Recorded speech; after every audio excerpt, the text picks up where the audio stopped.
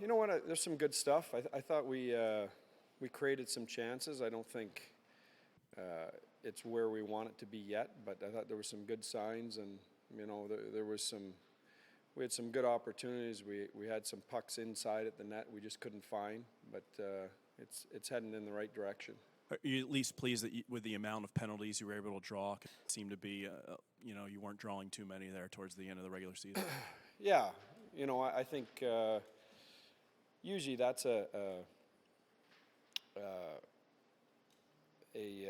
factor in your 5-on-5 play, and I think when you're controlling the puck and you have the puck and you're attacking, you're drawing more penalties. So, I think that's usually a good symptom that we're playing well 5-on-5 when we are drawing penalties. Pete, I just want to ask you the daily Joe Thornton update. How's he doing today? And who's that? Joe Thornton. How's he doing today? Same, day to day, skating,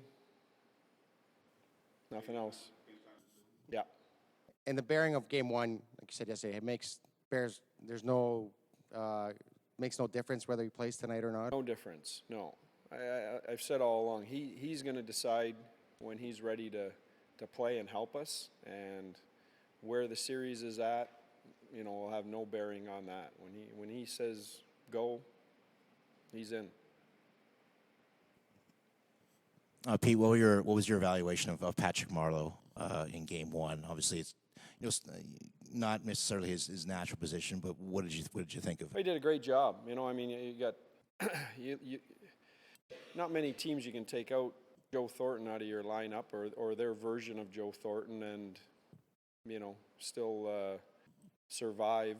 And we have that luxury. We've got guys that can play different positions. We're built more the sum of our parts than we are about individual players. And Doug's made a real effort from day one I got there to get that type of depth. And I feel that if there is a team out there built to handle this type of guy out of the lineup, we're it. What did you think when you woke up this morning and looked out your window? I love it. Obviously I'm Canadian from Ontario and not used to seeing snow in April, but I love it. I think the passion in the city is great. I actually walked home from the rink on game day the other day, and I stopped at a hot dog vendor on the way home, and he had his Edmonton Oiler gear on, and he didn't recognize me, but he had said that it's the first time he had taken it out of the garage in 11 years, and he was pumped right up. It's a great environment. It's great. It's what hockey's all about. What about Joel Ward? He scored a very big goal, and he threw at least one real playoff hit. Yeah. This his time of year? This is his time of year. He's. I don't think that's an accident. I said that last year, and we Doug and the staff put a lot of thought. When we were acquiring guys or signing guys into guys that have a history of playing this time of year and finding another level. And Joel's done that his whole career.